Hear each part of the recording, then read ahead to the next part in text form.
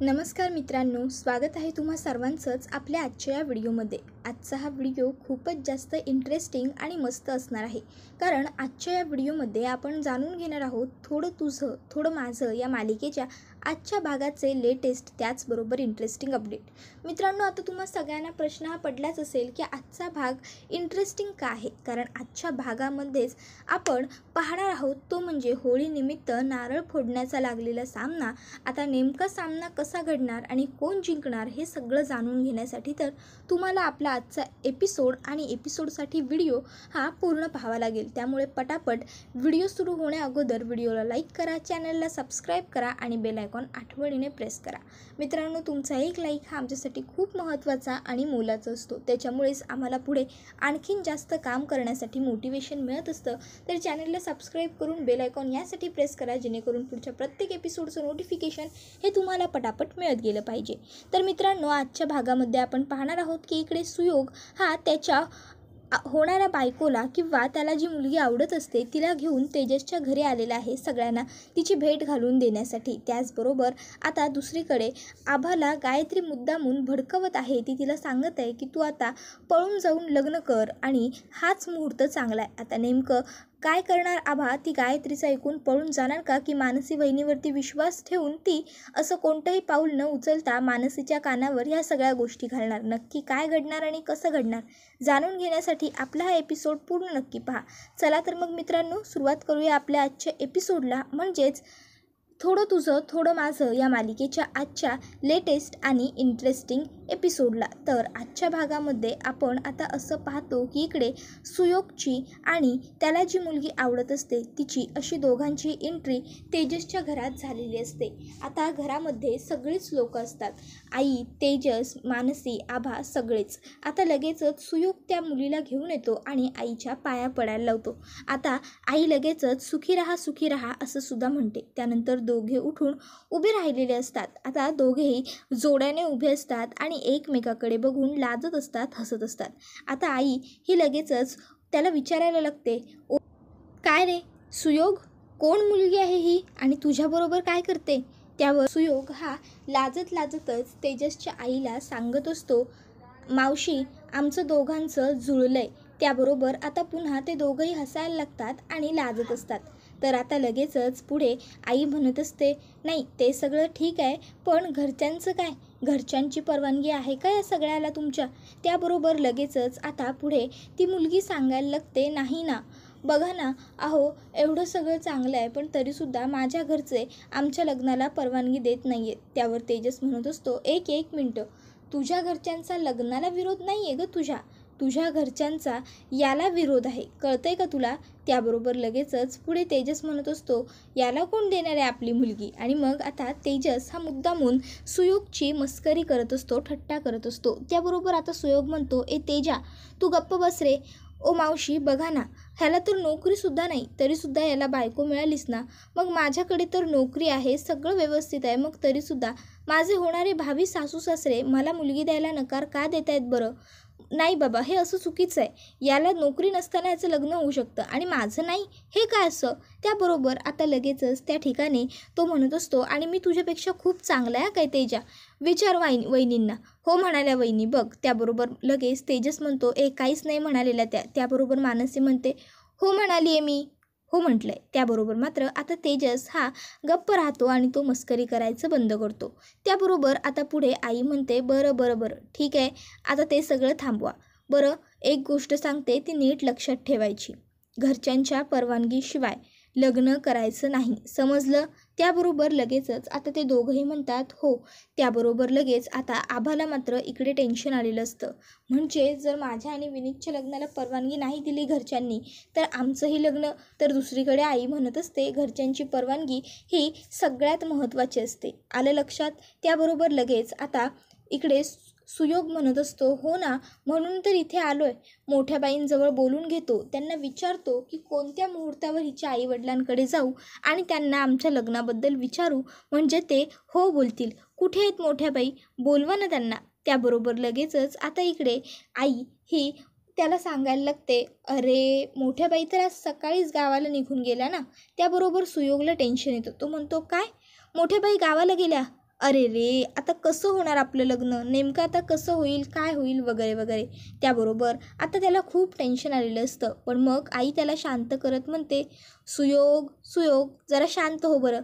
हे बघ, आम्ही आता कुलदैवतेच्या दर्शनाकरता गावी जाणारच आहोत. तेव्हा तू एक काम कर, तू सुद्धा आमच्याबरोबर गावाला चल. आणि मग तुला मोठ्या बाईंना जे काही प्रश्न, जे काही शंका विचारायचे आहेत त्या तू तिकडेच विचार, काही हरकत नाही. कळलं?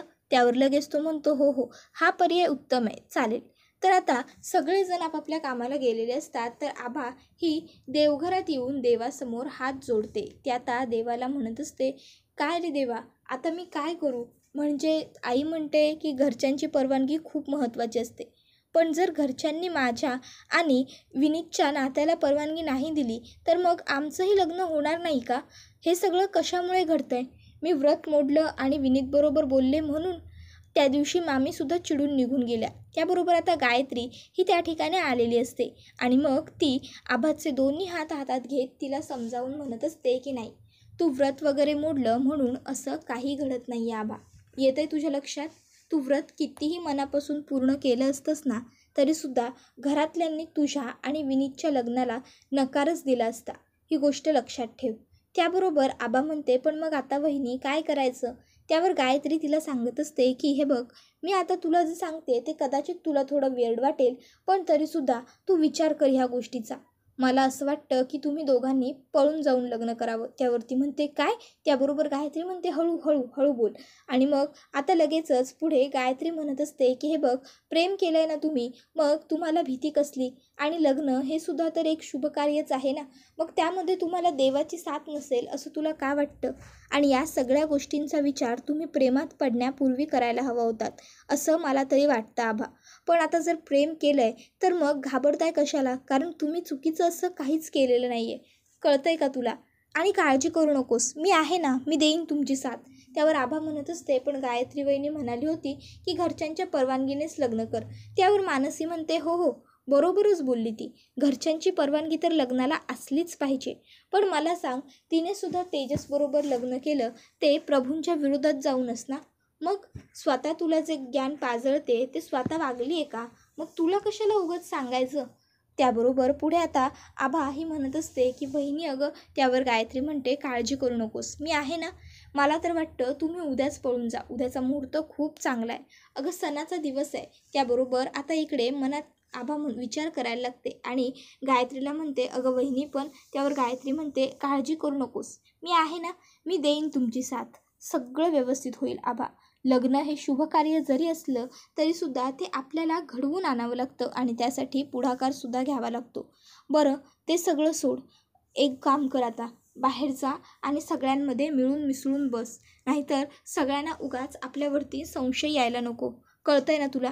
त्याबरोबर आभा ही होकार देते आणि तिकडनं निघून जाते.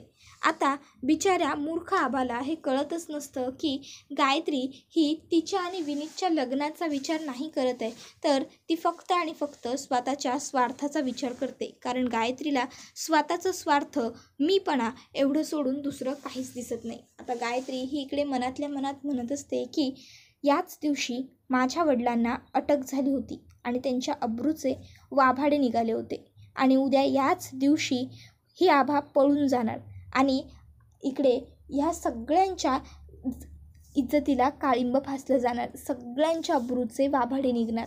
आता खरं तर हे सगळं काही गायत्री मुद्दाम करत असते. तर दुसरीकडे आता छान होळीची तयारी सुरू असते. आबा, तेजस, दिनेश, विनोद, सूरज सगळेच मिळून छान तयारी सुरू करत असतात. तर आता सुयोग हा सारखा म्हणत असतो, अरे हे लावून घ्या, अरे ते लावून घ्या, अरे असं करा, अरे तसं करा, अरे तुम्ही ना पटापट कामच करत नाही आहात. त्याबरोबर आता लगेचच तात्या हे तेजसला म्हणत असतात, तेजस एक काम कर, यालासुद्धा घे आणि त्या होळीला बांधून टाक. त्याबरोबर लगेचच सुयोग म्हणत असतो, तात्या अहो असं काय बोलताय तुम्ही? त्यावर तात्या म्हणतात, मग नाही तर काय काय बोलू? मदत तर तू काही काडीची करत नाही आहेस, उगाच फक्त उभा राहिलायस आणि असं करा तसं करा हे करा ते करा एवढंच काय ते सांगतोयस. त्यावर सुयोग म्हणत असतो, अहो तात्या माझ्या हाताला लागलं आहे ना म्हणून. त्याबरोबर लगेच तात्या हे सुयोगला म्हणत असतात, लागलंय की नाही हाताला? मग जा तिकडे कोपऱ्याला जा आणि गुपचूप उभा राहा बरं. त्याबरोबर लगेचच आता काही न बोलता सुयोग हा एका बाजूला जाऊन शांत थांबतो. इतक्यात त्या ठिकाणी मानसी आणि आई दोघेही आलेले असतात. आता तेजस हा लगेचच मानसीजवळ येतो आणि तिला काहीतरी सांगायचं असतं, ते सांगायला सुरुवात करतो. त्याबरोबर आता आई विचारते, बरं होळीची तयारी कशी काय झाली, झाली का पूर्ण तयारी? त्याबरोबर सुयोग म्हणतो, हो हो पूर्ण झाली मावशी. अरे तेजा, आणि मग तो बघतो तर काय, तेजस हा मानसीकडे आलेला आहे आणि आता ते दोघंजणं हळूहळू काहीतरी कुसूर करत आहेत. त्याबरोबर लगेच आता तेजसला सुयोग म्हणत असतो, अरे तेजा, काय रे तुझं? बायको आली की चिटकला लगेच बायकोला. जरा पुरुषांमध्ये उभा बिबा राहा, ये इकडे ये. त्याबरोबर लगेच तेजस हा त्याच्याकडे हात करत सुयोगला म्हणत असतो, बापरे, बघा कोण कोणास म्हणाले ते बघा जरा. त्याबरोबर आता तेजस आणि सुयोग या दोघांचं बोलणं हा विनोद थांबवत म्हणतो, अरे चंगू मंगू, काय सुरू आहे तुमचं? थांबवा बरं तुमचा बालिशपणा. चला चला, नारळ फोडण्याची स्पर्धा सुरू करायची आपल्याला. बघा बघा आज केवढे सगळे नारळ आणलेत ते. त्याबरोबर लगेच सगळेजण नारळाची टोपली बघतात. नारळ खूप आणलेले असतात. आता मानसीला काही कळलेलं नसतं की नेमकं इकडे घडणार तरी काय. मग ती आईला विचारत असते, मावशी एवढे सगळे नारळ का आणलेत ग? त्याबरोबर आता तेजसची आई ही सांगायला लागते की अगं असं काय करतेस, आज आपल्या इथे एक प्रथा होणार आहे, एक स्पर्धा असते.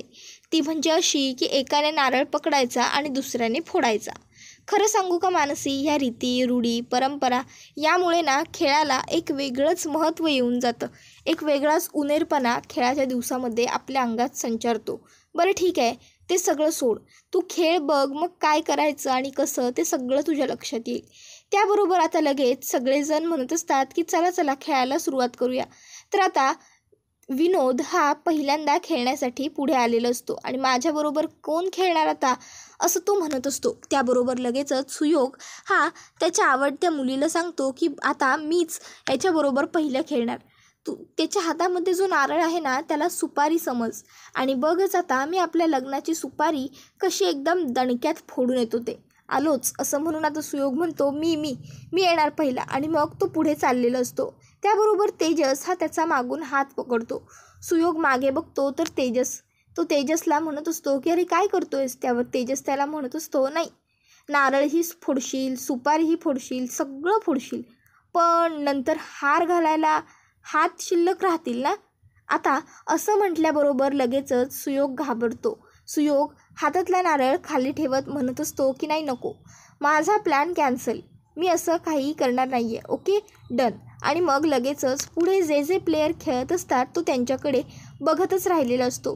तर आता दुसरीकडे विनोद म्हणत असतो की एक प्लेयर हा मैदानात येण्या अगोदरच बाद झालेला आहे, मग काय पुढचे प्लेयर कोण येणार आहेत? त्याबरोबर सूरजदादा हात वर करतो आणि म्हणतो, मला प्रयत्न करायचा आहे. आणि मग सूरजदादा हा लगेचच एक छान नारळ बघून घेतो आणि आता तो विनोदला विचारतो, मग पहिलं कोण मारणार? त्याबरोबर लगेच आता तो म्हणायला लागतो की तुम्हीच मारा, आणि मग म्हणतो, दाखवा तुमच्या 50 रुपयांची ताकद. आता मात्र सूरजच्या तोंडावरती थोडंसं वाईट आलेलं असतं. तर तेजस हा त्याला चीअरअप करत म्हणतो, दादा कमॉन कमॉन दादा. आभासुद्धा म्हणायला लागते, दादा तू करू शकतोस, यू कॅन डू इट.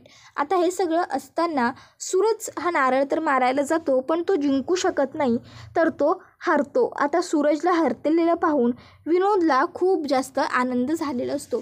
तर बिचारा सूरज मात्र खूपच जास्त नाराज होतो आणि मग तरीसुद्धा तो काही न बोलता गुपचूप येऊन मागे उभा राहिलेला असतो.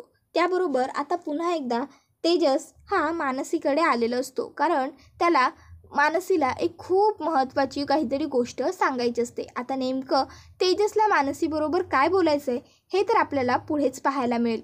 तर दुसरीकडे आता सुयोग हा तेजसला म्हणत असतो, अरे तेजा, बायकोबरोबर काय बोलत उभा आहेस? चल जा लवकर, तुझी टर्न आहे, नारळ फोडून दाखव. आता दोन भाऊ समोरासमोर आमण्यासामण्यासाठी आलेले असतात. आता इकडे दिनेश हा तेजसला म्हणत असतो, काय मग कोण पहिला फोडणार, तू का मी? तर आता तेजस म्हणतो, तू मोठा आहेस, तू ठरव.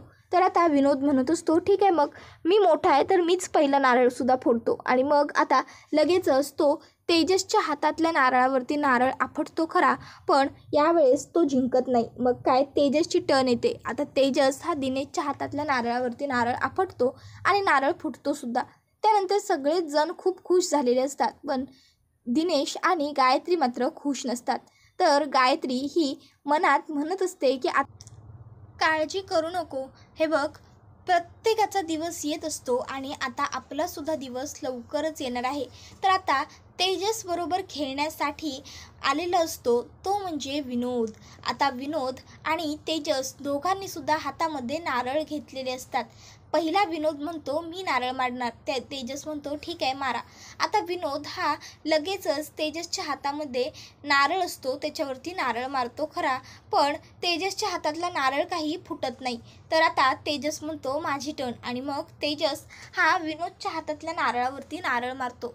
नारळ फुटलेला तर नसतो पण मग सगळे हसतात. तर तेजस हा लगेच त्याला नारळातलं पाणी पाडून दाखवत म्हणतो की नारळ फुटलाय.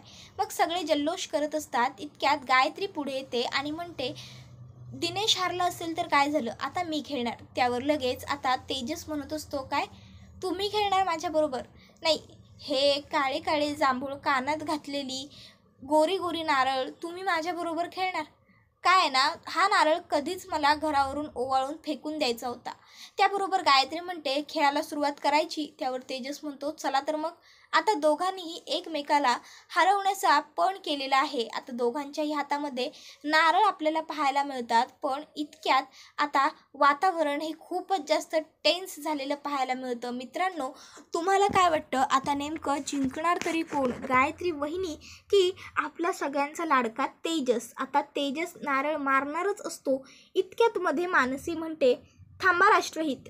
त्याबरोबर लगेच तेजस हा एकही क्षण न दवडता थांबलेला असतो आणि आता तो मानसीकडे बघतच राहतो. तर मानसी ही पुढे येते आणि लगेचच तेजसला म्हणत असते थांबा राष्ट्रहित. स्पर्धा आहे ना ही, मग स्पर्धा बरोबरीची व्हायला पाहिजे असं तुम्हाला नाही वाटत? त्यावर तेजस हा होकार देतो मानसीला आणि लगेचच नारळ हा मानसीच्या हातात देतो. Lucky champ, lucky champ, lucky champ, congratulations congratulations वगैरे असं ओरडत असतो. आता मानसी येऊन गायत्रीच्या पुढ्यात उभी राहिलेली असते. तर गायत्री ही मानसीला म्हणत असते बापरे, तू फोडणार माझ्या हातातला नारळ? बरं चल चल प्रयत्न करून बघ. तसंही तू या प्रभूंच्या घरची खूप लाडकी सून आहेस ना. तू हरलीस की संपूर्ण प्रभू कुटुंब हे आपोआपच हरून जाईल, मला माहीत आहे. त्यावर आता मानसी ही गायत्रीला शांतपणे उत्तर देत म्हणते वहिनी, मी काय, माझ्या कुटुंबातल्या कोणालाच काय आणि तुम्हाला काय, मी तुम्हाला कोणालाच कधीच हरू देणार नाही. आणि मला वाटतं या हार जीतपेक्षा आपलं कुटुंब, आपण सगळे एक असणं जास्त गरजेचं आहे. त्याबरोबर सगळ्यांना मानसीचे विचार पटलेले असतात. तर गायत्री म्हणते चल खेळाला सुरुवात करूया. आता खेळाला सुरुवात झालेली असते. वातावरण कडक आणि टेन्शनचं झालेलं असतं. आता नेमका कोणी कोणाचा नारळ फोडला आणि कोणी कोणाचा हे तर आपल्याला आजच्या एपिसोडमध्ये पाहायला मिळालेलं नाही आहे, पण आता लवकरच हे सुद्धा आपल्याला कळून जाईल. तर दुसरीकडे तेजस हा मानसी होळीच्या भोवती प्रदक्षिणा घालताना तिच्या मागे येतो आणि तिला म्हणत असतो मी तुम्हाला म्हटलं होतं ना की आपल्या निधीला एक मुलगा आवडतो म्हणून. त्याबरोबर मानसी म्हणते हो, त्याचं काय, कोण आहे तो? त्याबरोबर तेजस म्हणतो तो आपला विनीत आहे. आता विनीतचं नाव ऐकून मानसीला खूप मोठा धक्का बसलेला असतो, कारण विनीतच आभाला सुद्धा आवडतो आणि तिने आभाला वचन दिलंय की तिचं आणि विनीतचंच लग्न होईल.